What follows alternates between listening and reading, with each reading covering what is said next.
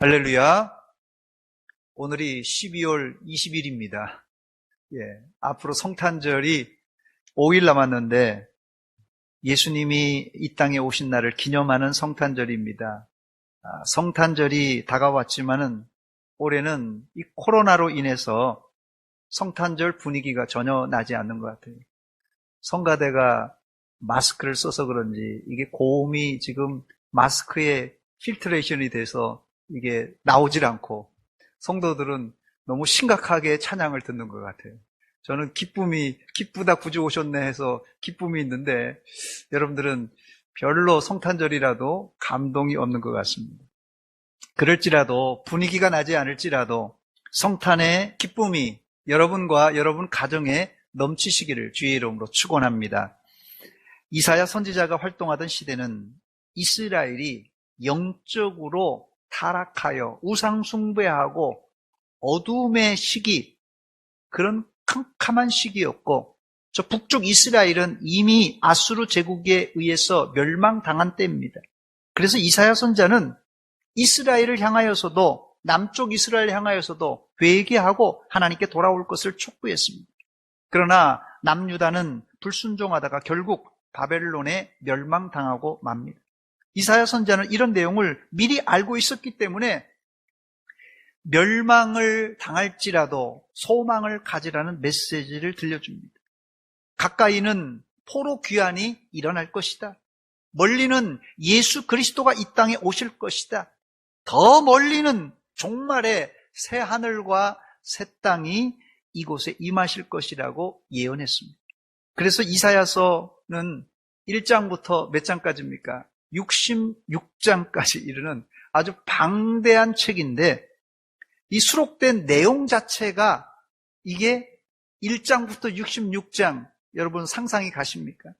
또 이 숫자가 66이라는 숫자가 어떤 숫자입니까? 구약, 신약 성경을 합친 66권입니다. 그래서 창세기에서 요한계시록을 아우르는 책이라는 그런 별명을 가지고 있습니다. 실제로 내용 자체가 이 창세기부터 요한계시록까지 다 훑어서 나오는 내용입니다. 첫 번째 이 본문의 이사야 선지자는 흑암 가운데 메시아가 오실 것을 예언했습니다. 본문 1절입니다. 전에 고통받던 자들에게는 흑암이 없으리로다. 옛적에는 여호와께서 스불론 땅과 납달리 땅이 멸시를 당하게 하셨더니 후에는 해변길과 요단 저쪽 이방의 갈릴리를 영화롭게 하셨느니라 그랬습니다. 여기 본절에 언급된 스불론과 납달리를 비롯한 갈릴리 지역은 주변 열국의 침략으로 늘 이 고통을 당하던 그런 지역이었습니다. 그런데다가 이사야 선지자 시대에는 히스기야 왕 때 들어서 이미 이들 지역은 아까 말씀드린 대로 아수르의 침략에 의해서 멸망을 당하게 됩니다. 그래서 북이스라엘의 대부분이 아수르로 포로로 끌려가고 겨우 남아있는 사람들이 어렵게 생존하고 있는 상태입니다. 사실 이들 북쪽 지역 출신들은 오래전부터 남쪽 유대인들에게는 차별을 받아왔던 소위 얘기하는 지역 감정이 있었어요. 남쪽과 북쪽에 대한 이 지역 감정이 있었던 것입니다. 그래서 이사야 선지자는 이들 지역을 고통과 멸시를 받는 지역이라고 했던 것입니다. 그런데 이런 지역을 하나님께서는 어떻게 하셨다고요? 영화롭게 하시겠다고 말씀하고 있어요.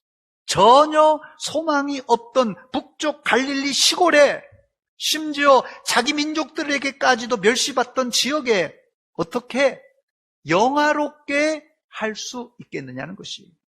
그 이유를 그곳에 큰 빛이 비추었기 때문이라고 말합니다. 본문 2절입니다. 흑암에 행하던 백성이 큰 빛을 보고 사망의 그늘의 땅에 거주하던 자에게 빛이 비치도다 그랬습니다. 큰 빛이 흑암에 사는 백성, 사망의 그늘에 거주하는 백성들에게 비추었습니다.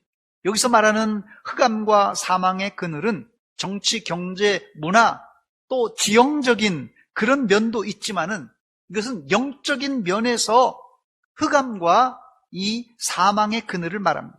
즉 큰 빛이 영적 절망적인 곳에 환하게 비춘 것입니다. 이 큰 빛이 누굽니까? 오실 메시아 예수 그리스도이십니다. 이사야가 예언한 말씀을 사도 마태는 그대로 인용했습니다. 마태복음 4장 15절과 16절입니다. 스불론 땅과 납달리 땅과 요단강 저편 해변길과 이방의 갈릴리여, 흑암에 앉은 백성이 큰 빛을 보았고 사망의 땅과 그늘에 앉은 자들에게 빛이 비추었도다 하였느니라 그랬어요. 흑암에 앉은 백성이 큰 빛을 보았다라는 말은 이사야 선지자 당시 사람들은 이 뜻이 뭔지를 몰랐습니다. 그러나 예수님이 오심으로 이 예언은 완전히 성취되었습니다. 요한 사도도 예수님을 빛으로 묘사했습니다. 요한복음 1장 9절입니다. 참빛 곧 세상에 와서 각 사람에게 비추는 빛이 있었나니 했습니다. 요한은 빛의 크기나 밝기보다 빛의 진정성을 강조하며 예수님을 참 빛이라 이렇게 소개합니다. 두 번째 문제는 예수님은 아주 큰 빛으로 이 땅에 오셨지만 인간들은 그 빛을 거부했습니다. 요한복음 1장 5절입니다. 빛이 어둠에 빛이 돼 어둠이 깨닫지 못하더라. 사도 요한은 요한복음을 시작하면서 예수님을 태초의 말씀으로 존재하셨고 하나님과 함께 창조에 동참하셨으며 때가 되어 빛으로 이 땅에 오셨다고 말씀하십니다. 여러분, 어둠에 빛이 비추면 단 0.00001초도 지체 없이 빛이 비치면 그냥 환하게 반응해야 되는데 빛이 어둠에 비추지만 어둠은 그 빛을 깨닫지 못한다는 말이 이게 상식적으로 이해가 되는 말입니까? 있을 수도 없는 말입니다. 그래서 예수님은 자신을 인식하지 못하는 사람들에게 자신이 빛이라고 공개적으로 밝혔습니다. 요한복음 8장 12절입니다. 예수께서 또 말씀하여 이르시되 나는 세상의 빛이니 나를 따르는 자는 어두움에 다니지 아니하고 생명의 빛을 얻으리라 그랬어요. 나는 세상의 빛이니 모두 다 나를 따르라. 만일 내게 오고 날 사랑한다면 참 생명의 길을 알리라. 나는 세상의 빛이라 나를 따르라고 예수님께서 외쳤습니다. 그런데도 사람들은 알지를 못했어요. 요한복음 9장 5절에도 내가 세상에 있을 동안에는 내가 세상의 빛이라 그렇게 말씀하셨어요. 그렇다면 왜 사람들은 빛을 쫙 비치는데도 그 빛을 깨닫지 못하고 알아차리지 못하는 것입니까? 알아차리기도 했지만은 그 빛을 왜 거부하는 것입니까? 그 이유를 성경은 죄 때문이라고 밝히고 있습니다. 요한복음 3장 19절입니다. 그 정죄는 이것이니 곧 빛이 세상에 왔으되 빛이 세상에 왔어요. 그런데 사람들이 자기 행위가 어떻게 해요? 악함으로 빛보다 뭘 더 좋아했다고요? 어두움을 더 사랑한 것이니라고 그랬어요. 사람들이 예수님의 환한 빛을 거부하는 이유는 딱 한 가지예요. 자신의 행위가 악하기 때문에 그렇습니다. 세 번째, 그러나 메시아가 오실 때 이스라엘이 완전히 회복될 것을 예언합니다. 본문 3절과 4절입니다. 주께서 이 나라를 창성하게 하시며 그 즐거움을 더하게 하셨으므로 추수하는 즐거움과 탈취물을 나눌 때의 즐거움같이 그들이 주 앞에서 즐거워하오리니 이는 그들이 무겁게 맨 멍에와 그들의 어깨의 채찍과 그 앞제 막대기를 주께서 꺾으시되 미디안의 날과 같이 하셨음이니라 그랬습니다. 본문에 주께서라는 말이 2번 나오는데 이 나라를 창성하게 하시며 그 즐거움을 더하게 하실 분이 주님이시고 무겁게 맨 멍에와 이스라엘의 어깨의 채찍과 앞제자의 막대기를 꺾을 분도 주님이시란 말입니다. 덧붙여 승리의 날을 이사야 선지자는 미디안의 날과 같을 것이라고 했는데 이 미디안의 날이란 이스라엘에게 있어서는 승리의 구문으로 알려진 속담입니다. 미디안의 날. 이 기드온 사사 시대에 미디안이 13만 5천 명이 쳐들어왔어요. 이때 기드온은 몇 명으로요? 300명의 용사로 승리를 거두게 되는데, 이 승리가 바로 미디안의 날입니다. 우리나라 사람들도 잊지 못하는 전투가 있죠. 임진왜란 때 이순신 장군이 12척으로 외적 330척을 무찔렀던 명랑해전, 우리 한국 사람이라면 잊지 못할 전투입니다. 바로 이스라엘에게 있어서 미디안의 날은 이렇게 13만 5천 명을 몇 명으로요? 300명으로 물리쳤던 그 날을 잊을 수 없는 날입니다. 즉 메시아가 오면 도저히 가망이 없는 이스라엘이 완벽하게 승리할 것이라는 그런 예언의 말씀입니다. 네 번째, 그렇다면 그 메시아는 구체적으로 어떤 분입니까? 구체적으로 어떤 분입니까? 본문 6절에 나와 있는데요. 이는 한 아기가 우리에게 낳고 한 아들을 우리에게 주신 바 되었는데 그의 어깨에는 정사를 메었고 그의 이름은 기묘자라 모사라 전능하신 하나님이라 영존하시는 아버지라 평강의 왕이라 할 것임이라 그랬습니다. 여기 이 메시아가 오시면 어떤 모습으로 오실지 아주 소상하게 밝히고 있습니다.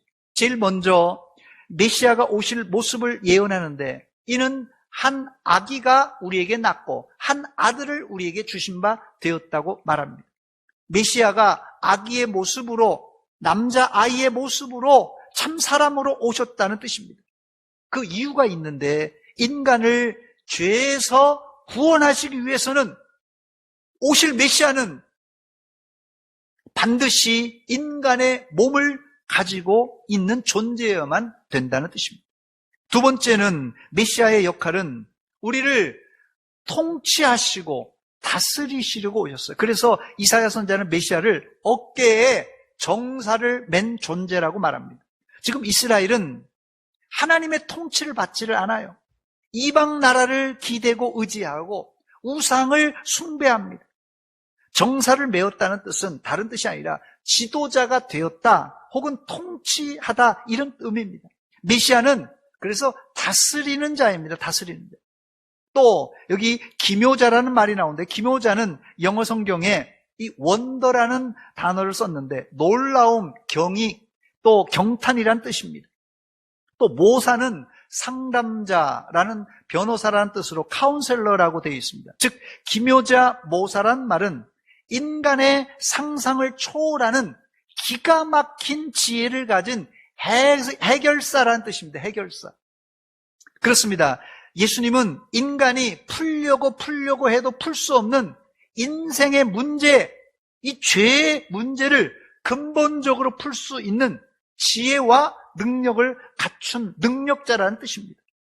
바둑을 두는 사람들을 아실 텐데요. 바둑을 둘 때 하수들은 야 이제 외통수에 걸려서 꼼짝없이 죽었다고 생각하지만 고수들은 이미 빠져나갈 구멍과 생존 방법을 아는 사람들입니다.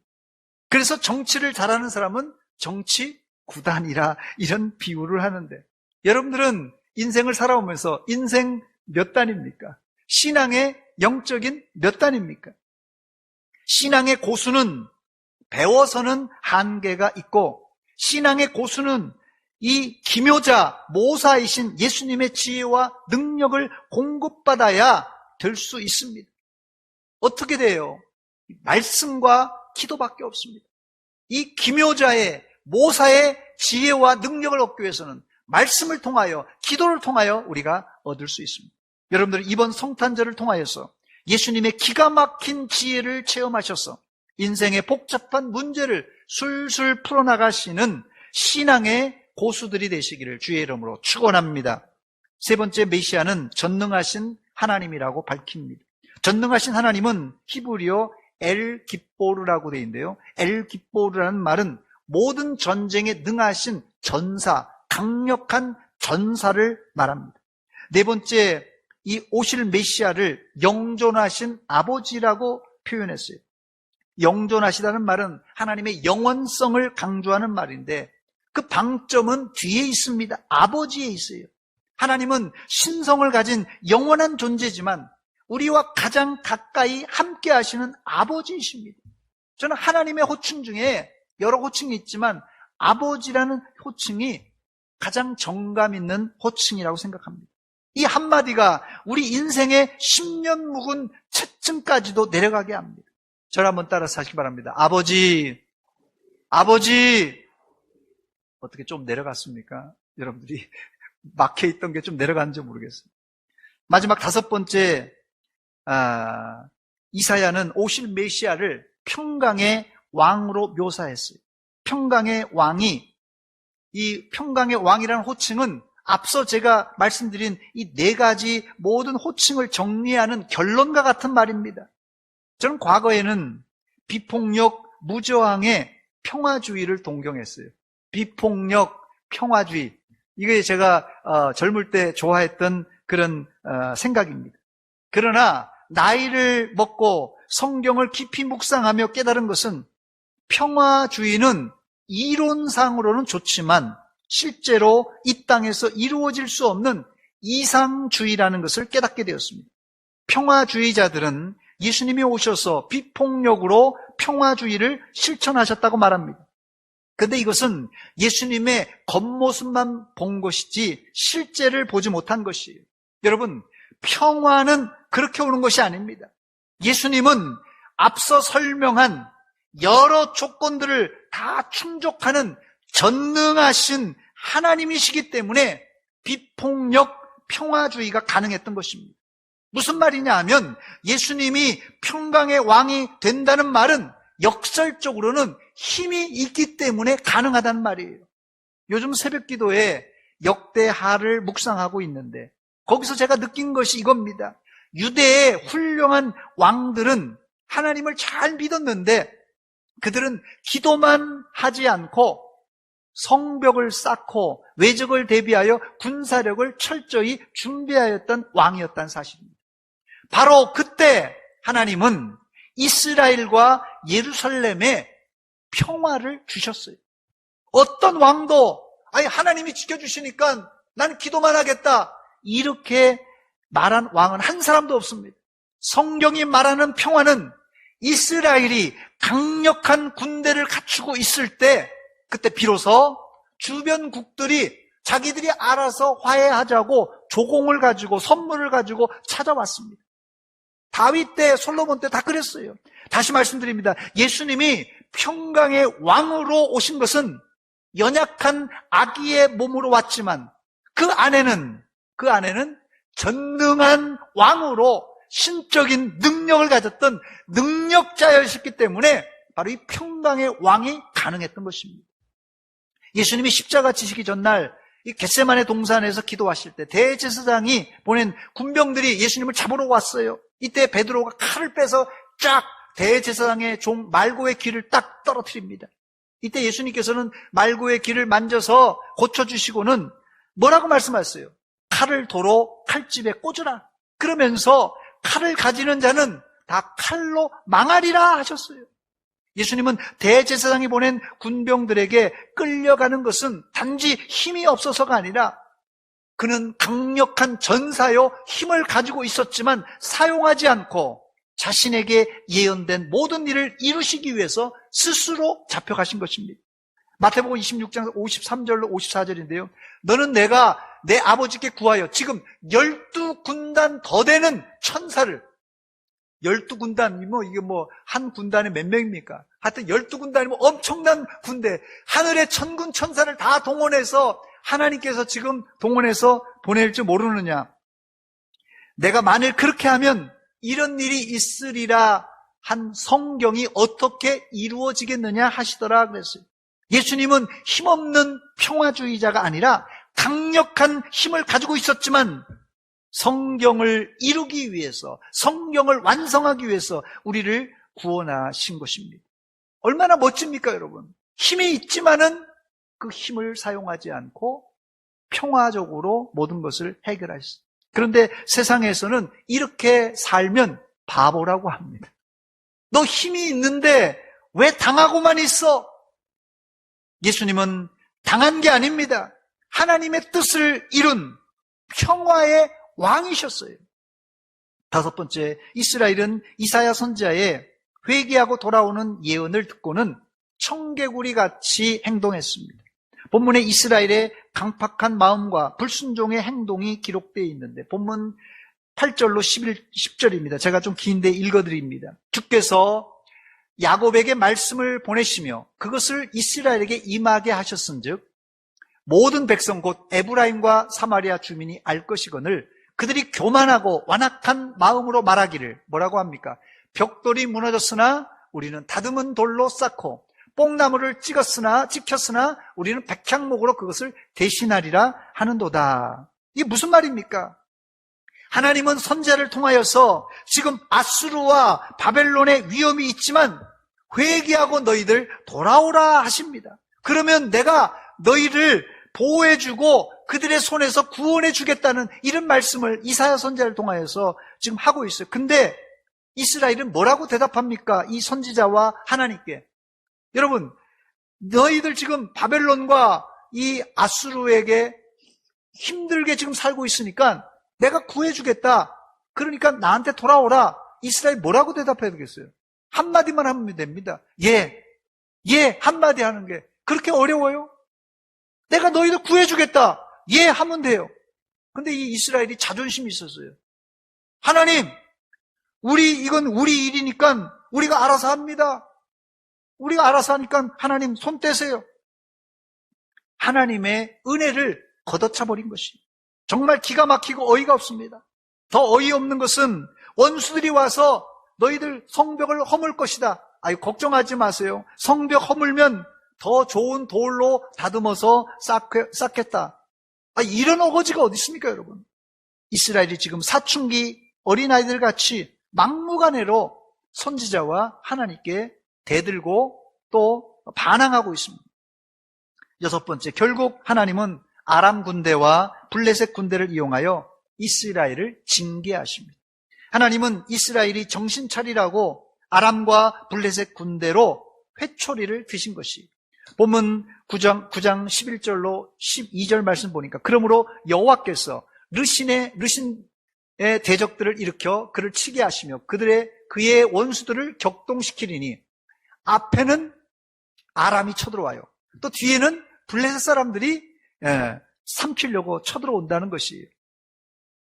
그럴지라도 여호와의 진노가 돌아서지 아니하며 그의 손이 여전히 펴져 있으리라 그랬어요.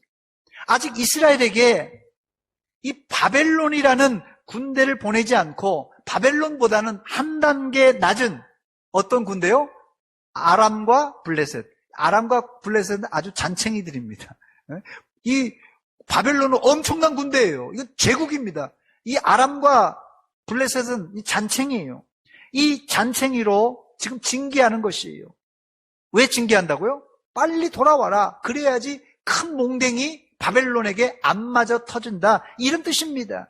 그런데 이스라엘은 어떻게 반응합니까? 회개하기는커녕 하나님께 극렬하게 반발하고 있습니다. 본문 13절입니다. 그리하여도 그 백성이 자기들을 치시는 이에게로 돌아오지 아니하며 만군의 여호와를 찾지 아니하는도다. 1976년 북한이 판문점에서 미루나무를 잘랐을 때 이 시야를 방해한다고 주한 미군에서 미루나무를 잘랐습니다. 아마 연세에 있는 분들 다 기억을 하실 텐데요. 1976년입니다. 미국 군인이 그때 도끼로 2명이 죽고 우리나라 군인도 한 5명 정도 다쳤는데요. 그때 유행했던 말이 미친 개는 뭐로요? 몽둥이로. 이 미친 개는 몽둥이라는 말이 유행했었습니다. 그때 미국이 전면전을 펼치려고 항공모함인이 다 준비했습니다. 다행히 그때 김일성이가 사과해서 없던 일로 한 적이 있었는데 그렇지 않았으면 아주 큰일 날 뻔했습니다. 이스라엘은 하나님을 거역하고 미친 듯이 날뛸 때 하나님은 이 바벨론이라는 큰 몽둥이를 치기 전에 아람과 블레셋이라는 작은 회초리로 이스라엘을 징계하셨어요. 작은 회초리로. 그런데도 이스라엘은 알아듣지를 못해요. 하나님의 그 작은 징계를 알아듣지 못했습니다. 그래서 하나님은 이스라엘의 머리와 꼬리를 자르겠다고 말씀하십니다. 본문 14절입니다. 그러므로 여호와께서 하루 사이에 이스라엘 중에서 머리와 꼬리와 종려나무 가지와 갈대를 끊으리라 그랬어요. 머리를 자른다는 말은 우두머리 장로들과 귀족들을 자른다는 말이고, 꼬리를 자른다는 말은 거짓말을 가르치는 선지자를 잘라버린다는 말입니다. 15절입니다. 그 머리는 곧 장로와 존귀한 자요, 그 꼬리는 곧 거짓말을 가르치는 선지자라 그랬어요. 1차 징계에 반발하는 이스라엘을 하나님은 이 바벨론이라는 큰 몽둥이로 쳐서 결국은 예루살렘과 온 유대를 초토화시켜버렸어요. 작은 징계에 거부하는 자들, 큰 몽둥이로 이게 다스린다는 말입니다. 하나님이 우리에게 주시는 작은 징계는 하나님의 사랑입니다. 그러므로 하나님의 작은 징계에 겸손하게 회개할 때 우리는 큰 몽둥이를 피할 수가 있습니다. 말씀을 맺습니다. 본문에서 이사야 선지자는 북이스라엘이 아수르에 멸망당할 때 남쪽 유다에게 너희도 회개하고 하나님께 돌아오지 않으면 망한다는 메시지를 전파했습니다. 그러나 이스라엘은 회개하기를 거부할 뿐 아니라 이후에 빛으로 오실 메시아에 관하여서도 전혀 관심을 보이지 않았습니다. 그 이유를 요한 사도는 자신의 죄가, 자신의 악한 행위가 드러날까 봐 선지자의 말씀을 거부하고 빛으로 오신 예수님을 영접하지 않았다고 말씀합니다.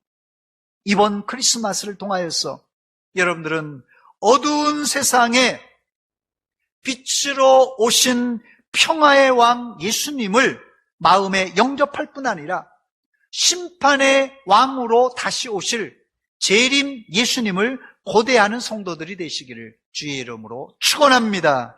우리 찬송가 428장 빛으로 오신 예수님을 찬양을 하겠습니다. 같이 기도하겠습니다. 428장입니다.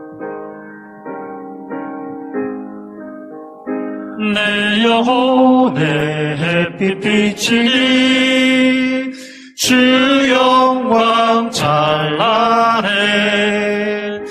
이 세상 어떤 빛보다 이 빛도 빛나네. 주의 영광 빛난 광채 내게 비춰 주시옵소서. 그 밝은 얼굴 배울 때 나의 영혼 기쁘다. 함께 기도하겠습니다.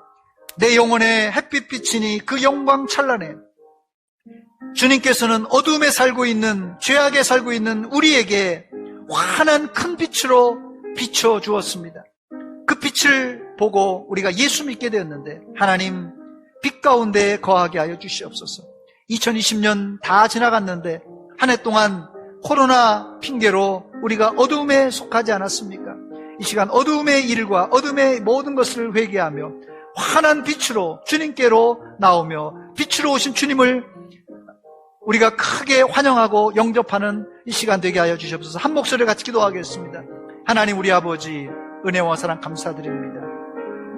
이 아침에 저희들에게 큰 빛으로 우리를 비춰주시고 어두움과 사망과 또한 하나님 죄악의 그늘에 빠져있는 저희들을 인도하여 주셔서 감사를 드립니다. 하나님 아버지, 2020년 올 한 해 코로나19라는 하나님의 어두움과 우리 인생과 하나님 주변에 하나님 어두운 그림자들 때문에 우리가 하나님이여 빛에 거하지 못했습니다. 아버지, 이 시간도 불쌍히 여겨주시옵고 하나님의 그 큰 빛 앞에 나와 하나님 우리의 모든 것을 회개하며 주님을 아버지 크게 영접하며 주님을 우리의 구주로 평화의 왕으로 모시는 믿음의 종들 다 되게 하여 주시옵소서.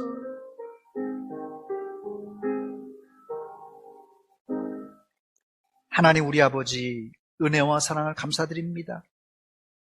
이 아침에 저희들을 불러주시사 예배의 자리로 인도하신 하나님, 오늘 말씀을 통하여서 어두운 가운데, 사망의 그늘 가운데 큰 빛으로 오셔서 우리를 구원하시고자 원하셨지만 우리가 아직도 어두움에 거하며 어두운의 행실에 있었던 것을 고백합니다. 이 시간 찾아와 주시사 내 마음속에 어두운 것을 환하게 비춰주시사 죄악을 회개하며 하나님을 빛으로 오신 주님을 영접하는 시간 되게 하여 주시옵소서. 예수님의 이름으로 기도하옵나이다. 아멘.